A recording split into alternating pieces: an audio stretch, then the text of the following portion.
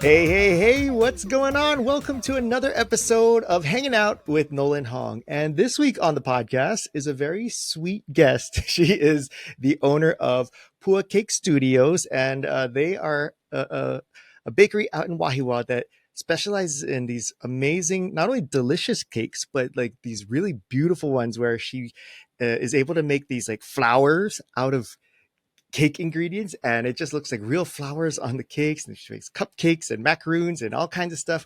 And I had met her, we were both on Living 808 at the same time a few months ago, and when I saw all of her cakes and cupcakes and stuff that she brought, I was like, holy smokes, this is amazing. We need to talk about it on the podcast. So I'm so excited to have her on here. Ladies and gentlemen, please help me welcome Jayme Choi. Hey, Jayme. Hi. Thank you for having me today. I'm so Of excited. course. Yeah. So when we first met, it was at the backstage of Living 808. And Yes. that was your first time ever being interviewed. Is that right? Well, yeah, on TV Yeah. and you. Yeah. Yeah, I'm so shy. I'm like, this is a little better because it's a little personal. It's not like, Yeah. yeah, There's little less lighting, less people, yeah, right? yeah, and it's not really on like live. So, Yeah. So I know you're super nervous and stuff about it, but how did, now that it's over, how did it go for you? I mean, it was a learning experience. My first time ever being on TV. I don't know how many people saw my face that day, but hopefully. Yeah, I mean, it's something that I have to still get used to.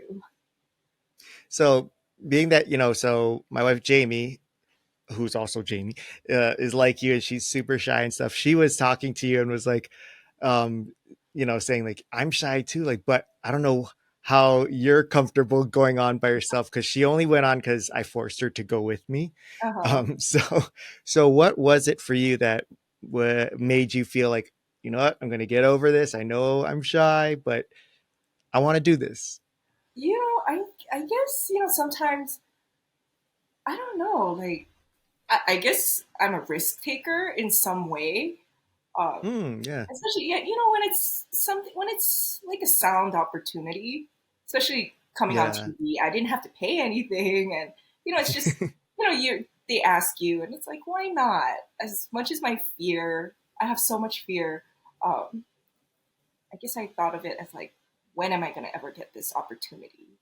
Yeah. yeah. So sometimes you Well, just have to, I guess, grab those moments. yeah.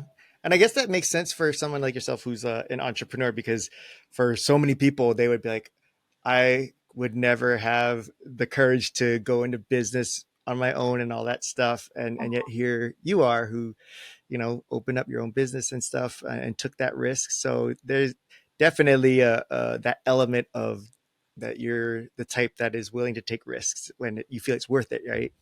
Yes. I mean, don't get me wrong, I'm a scaredy cat. I can't like roller coasters. I don't know. I just have like the weirdest fears, but I am a scaredy cat. I always have to like it's not something that's instant where like, yeah, I'm gonna do it right now. It's like I have to kind of step back a little and think, Mm, weigh out my options and really see if if it's really worth it at the end of the day. And I think it was kind of worth it. And looking back on it now, it has helped me be a little oh, more good. confident and just kind of know that there are opportunities out there. You just have to just take the risk sometimes. Yeah. You said that you're scared of weird stuff, but roller coasters is a very normal thing to be afraid of. So I'm curious, what other things are you afraid of that you think might be considered weird to be scared of? I like balloons. I don't like to go to Okay, birthday that's very strange. parties where they have balloons, because I just don't like that sound. When they want to pop it, and it just kind of gets me jumpy. So those kinds of things, like I'm weird. Like I go to birthday parties and I see balloons and I like walk away from it. So those are That's some gotta of be my so hard, because in the industry that you're in, you're always gonna be around balloons, I would assume, because for all kinds of celebrations, people need cakes and yeah, baked goods, right? especially those arches. Is that what you call Oh it? Those yeah. balloon arches. I'm like. when I have to walk under it, I'm like, okay. But it's a risk that I take. Well, you and Emmett back here share that in common. He also is terrified of balloons, so you're not alone. It's not so weird. So, how did you get involved with? Because when we were talking to you behind backstage, we are asking you like how you got into baking and all that, and from what I remember, it wasn't something that you necessarily like grew up saying, I'm going to go and get training and do this for a living. It kind of No. happened naturally, right? Yeah, it's kind of weird. I would say, growing up, I just kind of knew I wanted to do something. I just didn't know what it was. And I was really good at playing, I guess, by myself. Like, I guess Hmm. I had an imaginary friend, if you think about it, but just things were like, I was just interested in like banking, like just those, like, as a kid, when I would see these adults doing these adult things, I would always kind of wonder, Uh-huh. like, when am I going to grow up and be able to do those things? And I, I'm just curious, and I guess my curiosity got me here. There's nothing special. I mean, I growing up, I was always told, "Oh, you should never like be like jumping from here and there. You should always find one thing and Mm. like just stick to it." And for me, it was really hard as a child because I wanted to, one day learn about, making coffee. And Hmm. then somehow I talk to someone and, they mention something and then it piques my interest. And then it's like, oh, I want to know about that. And, I guess my brain goes off into different tangents that my mother would say, you're always like trying to jump from one thing to another. And my dad would always say that to me too, like, okay, you need to slow down. But, thinking back on it, I don't think it's a bad thing. Hmm. Growing up, it was kind of labeled as a bad thing, even with amongst, I guess, certain teachers as well. They would tell me, Oh oh, you yeah. shouldn't be doing this or that. But for me, it was kind of like, I guess in my, like, guess internally, I was like somewhat like a rebel. Like, not like, oh, I'm going to go out and make trouble, but it's like, Yeah. I kind I'm of going to want to, learn about banking. That's right, your or I want to rebellious know, nature. right? Or I want to know that I want to find out the answers myself. Like because Yeah. people could tell you like so many things, but you're like listening to it and you're like, wow, but I want to feel it myself. Like, what are they actually Hmm. talking about? So I think in that sense, that's how I started, where I was doing different jobs. I would do, my first job was, I would say, filing papers, files at Queen's Hospital, and I was eighth grade. And Holy smokes. somehow, yeah, How like it did you was get just that job at such a young it age? was like a small gig. I'm not sure. I had got it through a friend, and I guess they were Oh. looking for, I guess, students who would do, like minor work. And then Mm. I applied for my student permit, and then that was kind of like a little side thing where I would come on Saturdays and do it. And then I guess my first real job I got was Subway. I started off in Subway, so the food industry, and then I moved on to coffee, and then that was during my high school years. And then when I got into college, I was like, okay, I don't really know. I didn't really have, like, I would say, I didn't know exactly where I wanted to do. Or where I wanted to be. Um, so I went to KCC, and then I Hmm. transferred over to UH. And then I took my first course there, and I just didn't like it at all. So I dropped out. I'm a UH dropout. Hey, but you and me both. yeah, As I but wear my UH shirt. How appropriate. right, like I'm a UH dropout. I went through the UH school system, but somehow it was just not me, and I dropped out. And then I initially heard about this fashion school in high school, and I was kind of like, But I kind of thought that for some reason that school popped back into my head, and I kind of revisited it. And then I was like, oh, I want to try this school out. So I went through the whole application process, got accepted. Um, I did. I went to school for 2 years, so I moved out to Los Angeles. But I would Oh. say, like, even in Los Angeles, I would do so many different things. But initially, what started was fashion. But more, it wasn't more fashion design. I was more into like the product development. So that was Interesting. where, yeah. So my interest was in actual like product development. So it's like a mix of like both design and manufacturing. So I dabbled in that for a few years. Really thought this was going to be where I wanted to be.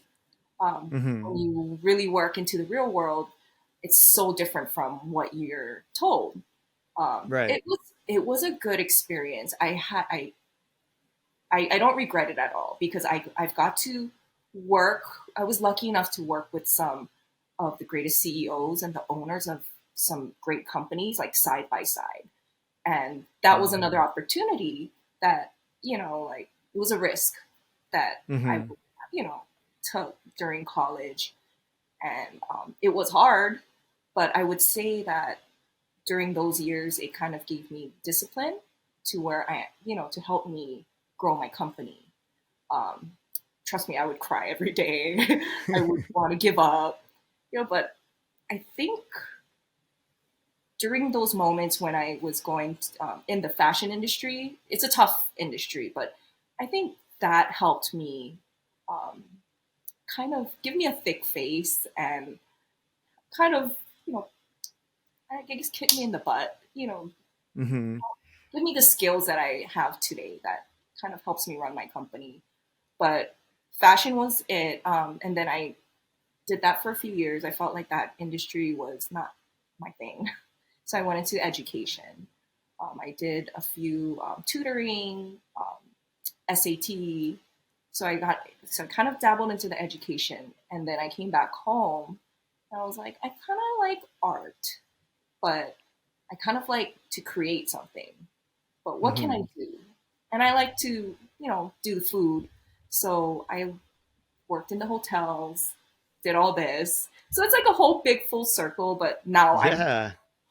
but I don't really have much background. I didn't go to school for culinary, but one day I just came across a job, opening from Cakeworks, and it said, "Oh, no experience necessary," or I don't know. I think it said net experience, but I just once again, um, I was fearful, but I just took that risk. So I emailed, Hmm. I guess, whoever was the job poster, and I said, "Look, I don't have any experience. I have no idea about this, but I'm willing to learn, and I don't care how much you pay me. I want to learn." And then I got an interview with Chef Abby Langless, and pretty much I just told her how it was. I don't know anything, just teach me, and I'm willing to learn. She gave me the opportunity, and it was great because at that time she was mainly the pretty much she was I think she was the only one that was really into the European desserts, Hmm. kind of trending. So that's where I kind Yeah. of wanted to learn. And then from there, I had an opportunity to go abroad to learn pastry and in Seoul, Korea.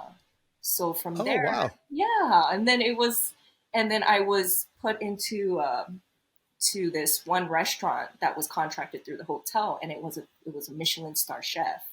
So Holy smokes. yeah, so because I knew how to speak English. They needed an English speaking, I guess, employee.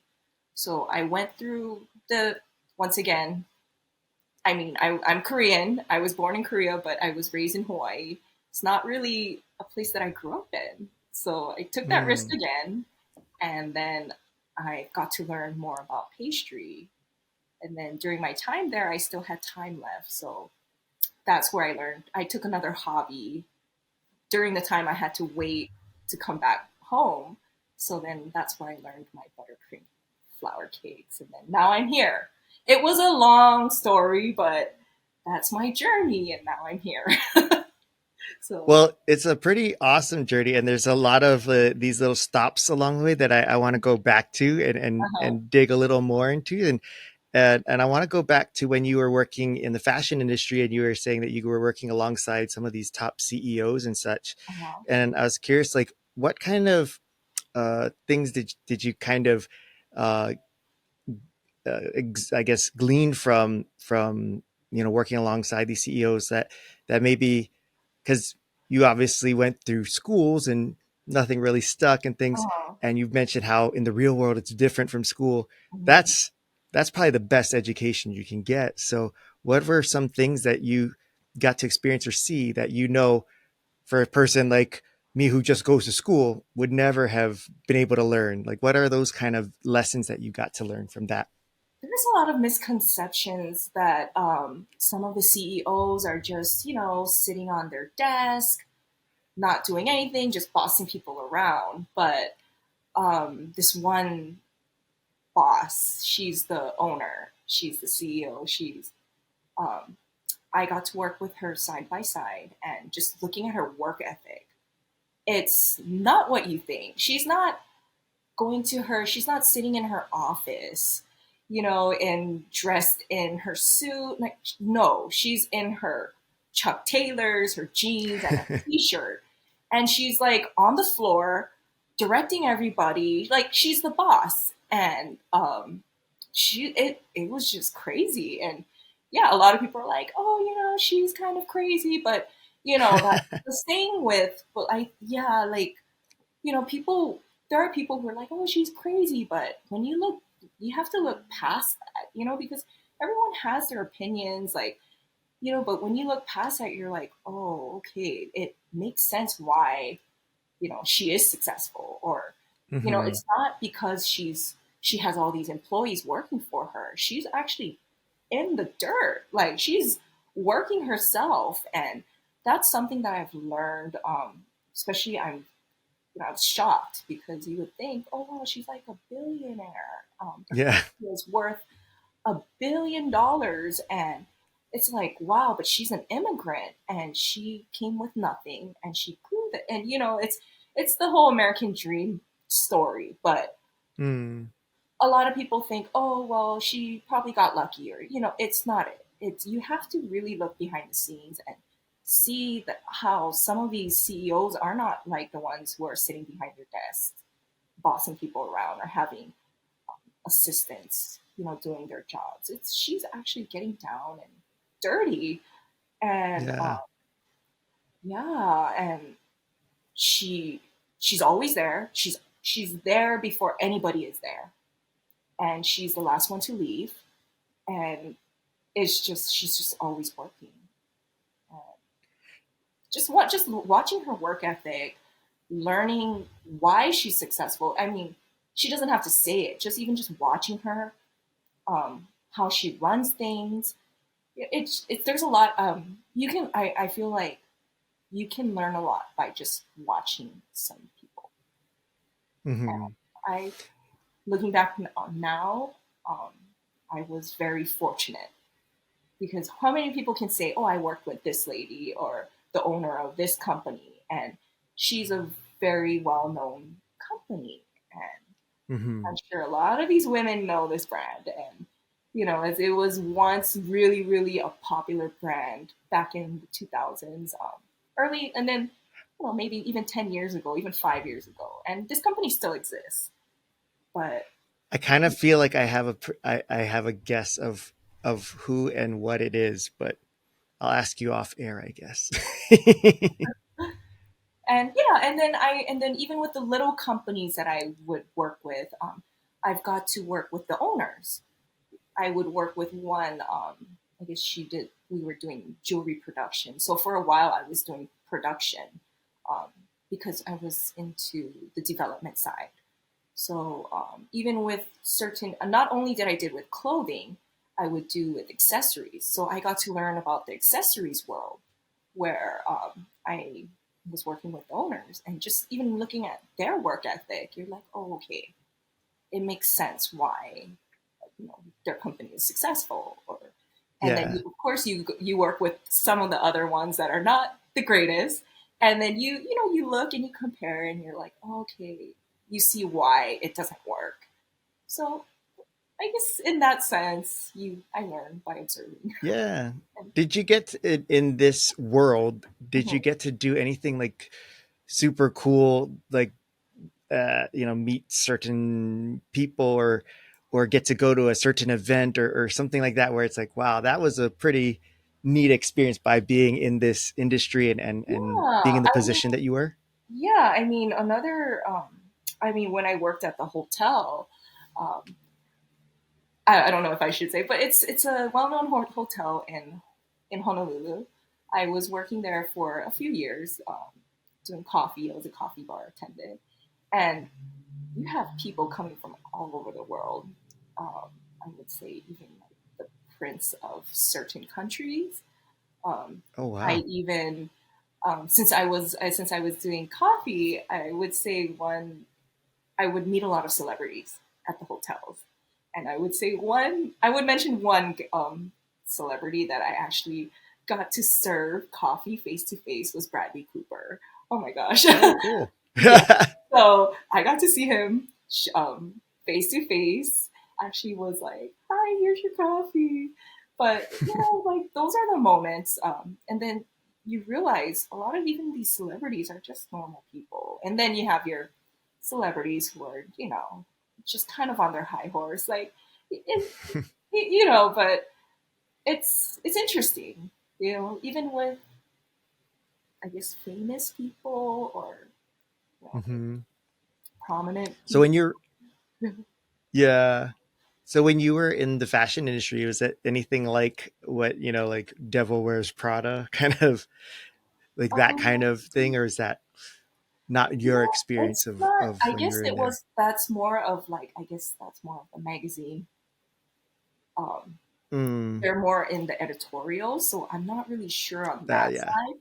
But I did more production and buying, and then I did there. So I started off with.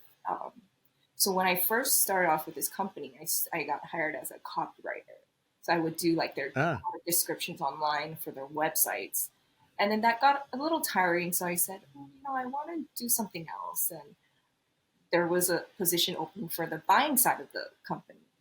Um, so I was like, I want to know more about that. So I ended up becoming a production coordinator. And then I learned the ins and outs. So we were more like behind the scenes. So like I've learned like how much clothing really costs, the markup, I guess the production side of it. So it's not just like we're gonna bring a garment and here it is. It goes through numerous multiple series, so Hmm. at the end of it, so it's like new like samples, then new samples, and then the final sample. So it's kind of like that sort of thing. So we didn't really do much. So with that knowledge and understanding, where do you usually shop for clothes? Like, are you the type now that's like, oh, I know how much this costs, I'm not spending X amount for that, or Yeah. are you the type to like, I appreciate the value, I will spend that kind of money? Yes. So it's not, you know, I would say a lot of people would say, oh, this brand, I like this brand, but it's more marketing in that sense. But it's pretty much from the same factories. So Oh. yes. So I don't so I would say it is so for example is I would see one product in one shop and then you Hmm. would go to another shop and you would see the same product but it's a different price, so you're kind of like, oh, how come that store has the same shoe or that thing as this store but this store is selling it for cheaper? It's because they use the same Hmm. manufacturer. So the vendor that comes to, let's say, how would we compare it with? So we would say like H&M versus Hmm. I guess we would say H&M versus Gap, a little more of Banana Republic. So Hmm. H&M would probably you would see probably the similar trousers at H&M and Banana Republic, but H&M is cheaper and Banana Republic is Hmm. more expensive. It could be from the same vendor, meaning the company that manufactures it. It's just that they would sell it at a cheaper fabric to the H&M company. And then they would, Um, kind of tweak it a little and use a better material or more expensive material for Banana Republic. but you're just Interesting. buying it from the same factory. So those are the things that Yeah. you kind of learn. And another thing is you would see like an H&M versus like like another competitor, um, Forever 21 or something. But Oh, okay. they would use the same vendor. It's just that H&M would mark it up a little higher than Forever 21, but it's the same product. And they're Mm, just changing out their label, or we would say like if they would bring this pen, so H&M would be like, Forever 21 would be like, I want this to be red. So we would customize it based on however they would like it, but it's the same product from the same factory. gotcha. Yes. So those are the Ah. things that I learned. Manufacturing, production. And then when you got invited to that opportunity in Seoul, Korea, um, to learn there, how did you get that opportunity? Well, so my father, my late father, he has friends who grew up with him, and Hmm. my father came to America, and I guess his friends all got jobs, and his one friend ended up with that company, and then he ended up he was the head of the kitchen, the I guess all that I don't know how to say it, but the food and Like beverage the side of head chef. Oh, okay, the okay. head manager, chef. Hmm. So he when they were building new hotels, there was this one hotel that's called the Lotte Sengmyeol in Seoul, Korea. So it's the latest one that's like 121 meters or 121 floors. Um, Oh, yes, so it's 121 wow. floors. It's a new hotel that they built by Lotte World. So Oh, yeah. yes, so they needed, I guess they needed, like employees who can speak English. So then that's when he had this job opportunity and he asked me if I'm interested. And my father was like, do you want to try it out because you're doing pastry? So I said, sure, why not? But, my father's friend introduced us to that opportunity. It's just that I had to go through the same interview process, and it Yeah. was an internship, so I got paid the same, which was like $6 an hour, which nobody, Oh my goodness. when I tell people that like it was like $5 or $6 an hour, they're like, you're crazy. But I said, look, yeah, I guess, but I was looking at it more in the long run, like what can I get out of this? Yeah, right now Yeah. I wouldn't be making money, but if I can learn something out of it, so, but So, what kind of things did you learn that differentiate, the what the style in Seoul was versus like what maybe we here in Hawaii or in America would assume like are familiar with, I guess. Like, how's oh, it it's different? very, very different. So when I went to Korea, I not only worked with Koreans, but I had to work with the French. So Huh. yes, because they were the Michelin star, because it was a French restaurant. So Oh. they had people from France, so they had their own chefs come to work there too, contracted. So um, I not only yeah, so I got to learn about the French people, and they are completely different. Um, the so when I worked in the bakery, I guess there's a story. I don't know how to say it, but I don't know if I should. um, so when I would work for Chef Abby she's not very, how do you say it? Like she's very to the point, and Okay. I like it because Hmm. she tells me what I need to do. Sufficient. Yeah. Effective. But and then I guess a lot of people were not used to that style. Even I wasn't used to the style. It's kind of like there was not much like explanation, like, oh, here you're gonna have to do step one, step two. There was nothing like that. It's like, here's a recipe, do it. And it was like, oh wow, like I'm like, oh wow, it was kind of intimidating. And then I remember my coworkers too, they would be like, some of them would cry and I'd be like, oh my God. But I'm like, just don't take it personal. And then when I went to Korea and I was working with the French, I understood what Chef Abby was doing, and it's not because she's mean or anything. It's that's how the French are. when I first got there, it wasn't even like, hi, there's no introduction. It's just they just threw me a menu, they just threw me something. It's like, okay, go melt chocolate.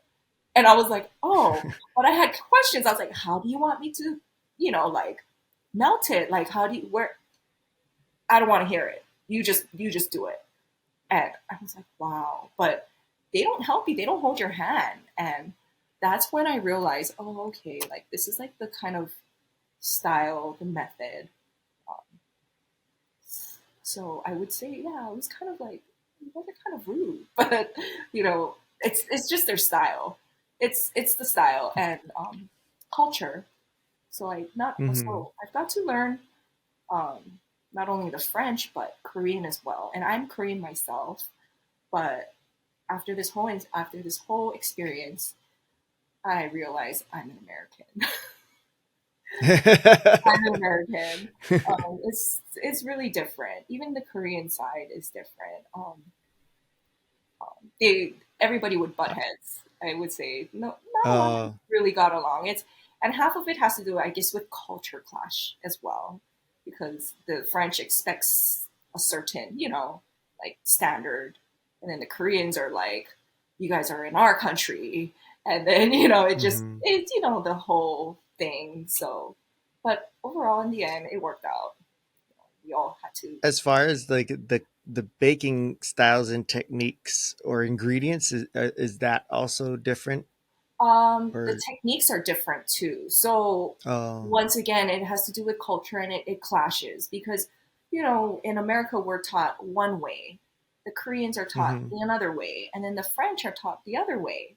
So I noticed that when you tell the French has a specific way and they want it that way. And then when you but throw they it out, won't tell you how to do it. So how do you know what the no, way they is? don't. But and then they show it to you once, and then they're like, "Okay, do it." And then no, and then they get upset when you ask questions. They get kind of upset. Like they're like, "How come you don't know this? You should, weren't you watching me?" Like, and it's like, so that's where the whole American side comes, where we're like, "Can't you kind of clarify that or elaborate?" Yeah. But the French are like, "No, no, no, like no." Unless they're really willing to help you, but most of the time I think it's because they have so many other things to do that they expect you to, Oh. so and then the Koreans on the other hand, they like to find the shortcut way. And you know what I mean, like, oh, this way is faster, and I would have, it's like, how do you say it, like, it was like I kind of felt like it was kind of like the Olympics. Like I'm the American, there's a Korean, and then there's a French. So it's like, okay, and then, oh, she's the American, she does it this way, and then it's like, oh, the French, he's this way, and then the Koreans are like, no, we're gonna try to do like a faster method, and then the French are like, no, there is no just thing as a faster method, but then the Koreans are like, no, I can do it faster, and it's like, oh my goodness. So I'm like kind of stuck in the middle, and they're like the American, the French, and the Koreans.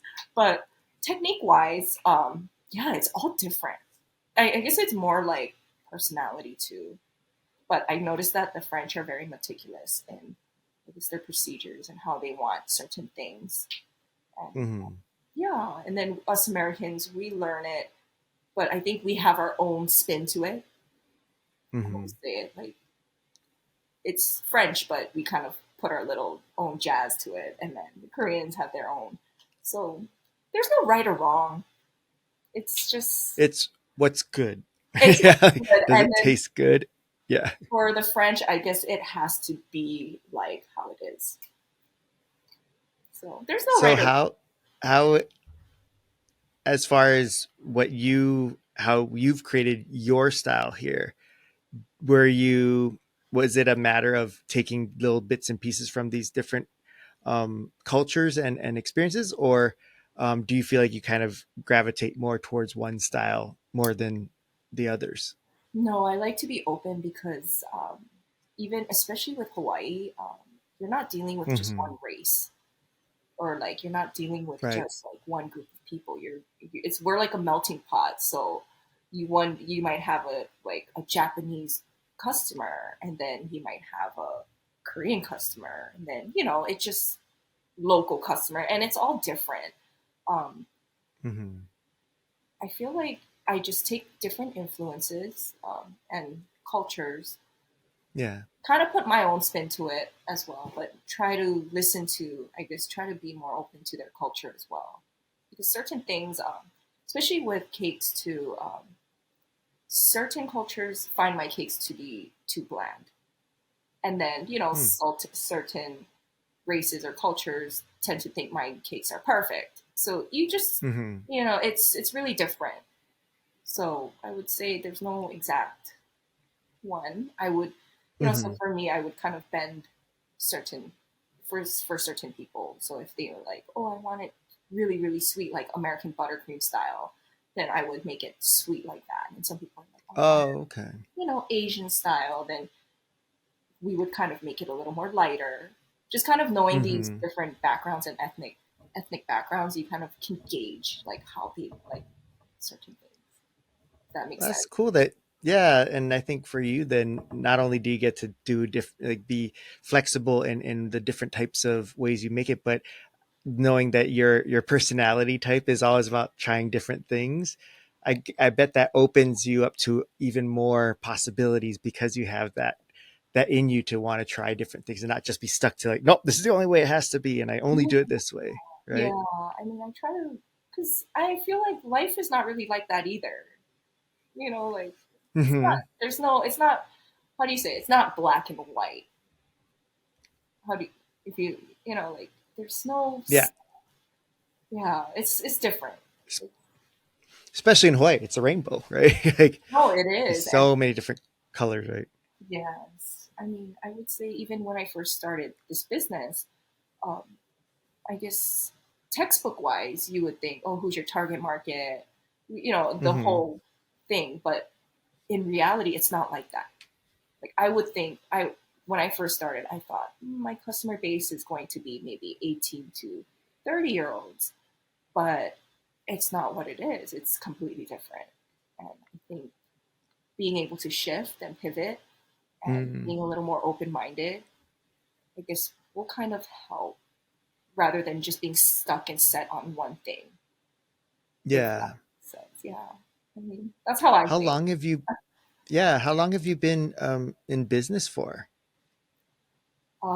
For this business, it's been a little bit over a year, but I Oh, haven't. Yeah, it's been a little bit over a year.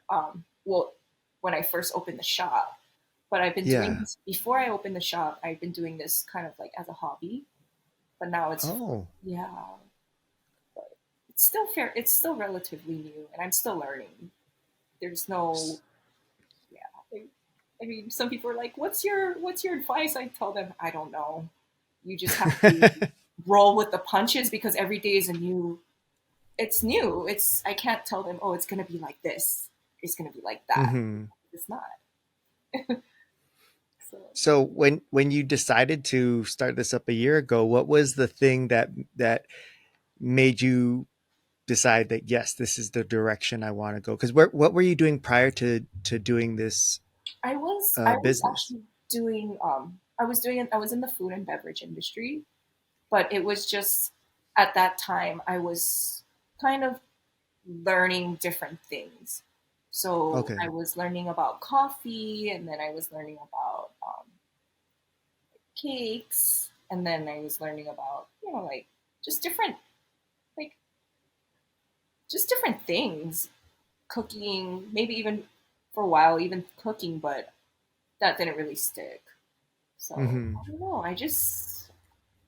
I mean, there is no actual like, oh, I'm gonna do it. It kind of, I just, how do you say it?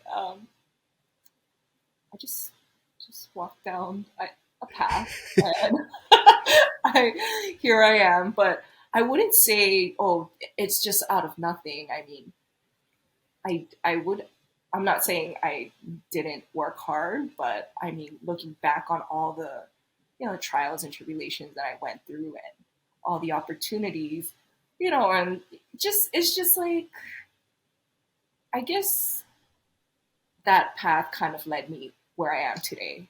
And I don't know where it's going to take me in the future. I don't think that success was final. Um, it's always a work in progress. So I could say Mm-hmm. I'm successful today, but I could fail tomorrow. And I might be successful tomorrow, but I might not be there in a few years. But I think it's just kind of like, I feel like, I don't know, like, I can't say there's like, oh, I'm going to fail or, it's just, I guess you just kind of grow into new things. You Mm-hmm. know what I mean? Like, I guess there's not, like, I guess there's no exact ending. It's just that maybe, who knows, like maybe in a few years, I might transition out of this cake and do something else, which I don't know yet. But I'm sure the things that I'm doing now, it probably will help me Mm-hmm. that future. I Yeah. don't know. So when you started this business, I think the hardest part for most people starting out is like, well, how do I get people to find out about me, and how do I grow my customer base? How did you kind of get your following and start to build your customer base? It's kind of weird. I I don't know. I would say I had to. I mean, how did I first? First, I would start off with friends, and then somehow it's mostly how people would tell me in the beginning when I started was, "Oh, everything's going to be word of mouth," and I didn't really Mm-hmm. understand what that meant, but it is word of mouth. So when you do, I guess one order for one person, and then they're satisfied, I guess they tell their friends, and then it kind of Yeah. goes through the whole like, you know. But another thing is I would go out to a lot of events. Even if in the beginning I didn't make any money, and I would say, even paying for these events, I would say, oh my god, am I gonna even make my money back? Am I, and it's that fear because you're like, I'm spending all this money, but it's not a guarantee that I'm gonna see it back or I'm gonna make it back. Um, Mm-hmm. but it's, I think you just have to kind of tell yourself like, you're not going to have customers in the beginning. It's a work in Mm-hmm. progress. It's not going to be easy. A lot of people tell me it's not easy. It's not easy. Yeah, it's not easy, but I think you just have to kind of crack at it. It's like a little nut that you just kind of have to, crack at. And Mm-hmm. there are days when you're like really discouraged because there are days when you don't make anything. But Yeah. what one person told me, she was a vendor, and she told me, the thing with Hawaii people, is it's kind of different. They need to kind of see you. Like, if you just come out in one event, they're not going to take you seriously because you're just like, oh, you're popping up Mm. once. You have to keep Yeah. coming out, and they have to see your face. They have to try your product. They have to see you all the time. That's how you build that trust. So I listen to that, and sometimes it's like, yeah, it's true. Like when you kind of like pop up everywhere, people start recognizing you, and then they're like, oh, it must be, like people start getting curious, and then when they taste it, and if your product is good, then I guess it speaks for itself. Um, I haven't done much like big marketing, mostly social media. Mm-hmm.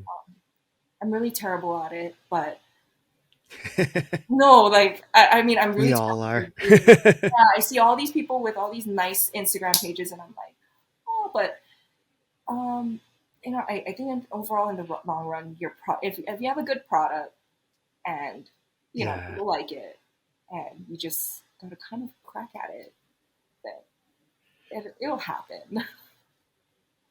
Well, I know people listening or watching this are gonna be like, all right, well, tell me, like, since we're learning about your products, like, what do you got? So, can you describe some of the types of products that you specialize in, and what kind of things people could expect to find at Pua Cakes? So mainly, um, my whole focus was supposed to be buttercream flour cakes. Um, Mm, Buttercream flour cakes. Our cakes are a little different from the average bakery. I would say it's more like homemade taste. oh. Um, a lot. That's a lot of the feedback I'm getting. I'm receiving from these people. They're like, "Oh, it tastes. Your cakes are so different. It doesn't taste like the ones that you buy at the store." I'm not sure what really the store uses, but I tend to use. It's more like home baking style. Um, I try Mm, to keep the flavors very classic. I've noticed, like people try to get kind of like really unique with the flavors, but even when I've tried that too, I've noticed that the people always just come to the basic and the classic flavors, which is vanilla, chocolate, strawberry, yeah. and then the lily koi was actually an accident. I just did lily koi thinking, oh, Oh. it's gonna be like, I just need a Hawaiian flavor, like a local flavor. And Hmm. I just made this lily koi cake thinking, oh, okay, it's gonna be whatever. And it ended up being my most popular cake and everybody loves it. Wow. So those are the things that I could tell people that I don't have I'm not a psychic. I don't have exact I guess business advice. It's just sometimes you just learn, you just things happen on accident, and sometimes you just gotta have faith, and sometimes it's just by accident. So Yeah. yeah, and That's how my favorite potato chips came about. They dropped accidentally a bunch of spices, according to the story, into the the mixing bowl or something, and then that's when they're like, this tastes really great," and it's just a whole mishmash of stuff, and it's like the best potato chip ever. I mean, I guess, and then somehow it started off in buttercream flour cakes, and then just ended up people want macarons and you know birthday cakes, and here I am. I mean, it's completely. I would say it's completely different from what I've envisioned. When you're starting off your Interesting. company, you go through the whole thing like who's your target market, all that what you learn in business school or the basics, and you think, oh, okay, this is going to be like exactly what I envision it to be, but it's not. It's very different. Mm, So I can't really. So when people are like, "What is your secret?" I would say I can't really say there's an exact thing because everyone is different. yeah, Yeah. and you also do cupcakes as well and Yes, stuff. cupcakes. We do cupcakes and we do macarons, but mostly cupcakes, cakes, macarons, and we specialize in wet Mm. birthdays. And is everything like custom ordered, or do you have stuff that's already made that people just know to come and pick up? Most of them are custom because people want Oh, certain colors, certain flowers, like how they want their yeah. cake to look. But we do have something. We do have some cakes that are just kind of pre-designed and pick it up. So those are the only ones Hmm. that are the rose top cake, which you can get online. You can purchase it on not custom, but most of it is custom. How much in advance do people need to know, like, to place their order, since it is custom? 1 week in advance would be safe bet. 1 week Okay. or more, but sometimes we do accept 5 days to 3 days, depending on if Just it's really busy. Yeah. And then of yeah. course some days when we have last minute orders, but that's like if we have space for it or time for it. But 1 week would be the safest bet. And I know you're in Wahiawa, but like, is it in a actual, like, a bakery building, or is it like, are you where are you operating out of? We're operating at a we're in a little strip mall.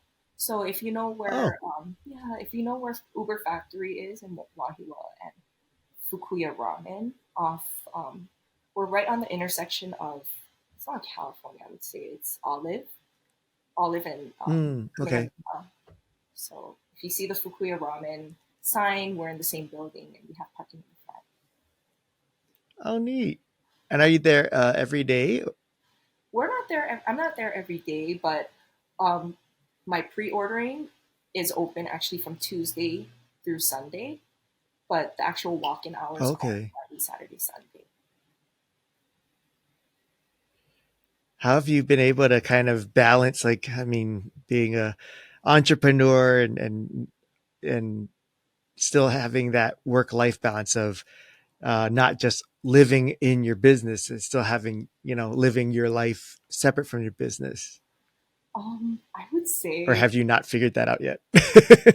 half and half. So it's taken me now. I kind of can see a little light at the end of the tunnel, but there are days where I'm just frazzled. But it does take a lot of scheduling and what do you see, prepping. So I've learned to kind of prepare, like, okay, like throughout the week, I would say I would reserve like 1 or 2 days.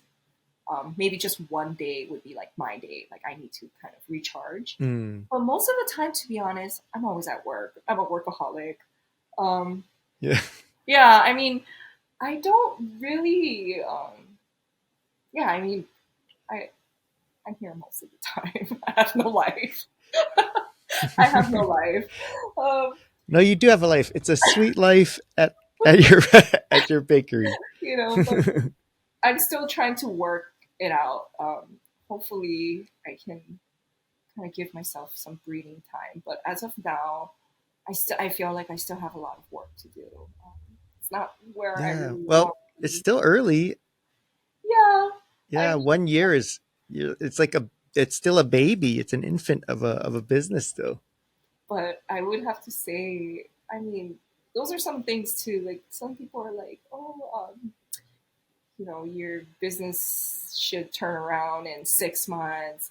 Should turn, like you hear all these things, and sometimes you're like, oh, am I falling? Am I like falling like behind, or am I not doing it right? I mean, I guess that's business. You just don't know. I feel like I'm kind of like running on faith and something right. And it's just there are times when I think like that, but hopefully I am doing something luck, and at the same time, having to kind of have discipline and structure. I think Jayme is doing something right. Unfortunately, her computer wasn't doing something right, and it unfortunately crapped out for the last 5 minutes of our podcast. So I don't know what we talked about at this point, but um, I'm I'm sure it was to talk about her plans for the future, how you can reach her, and all that. And you should check her out. All of that information will be in the description. And please support Jayme and her amazing bakery. And again, sorry about the technical difficulties.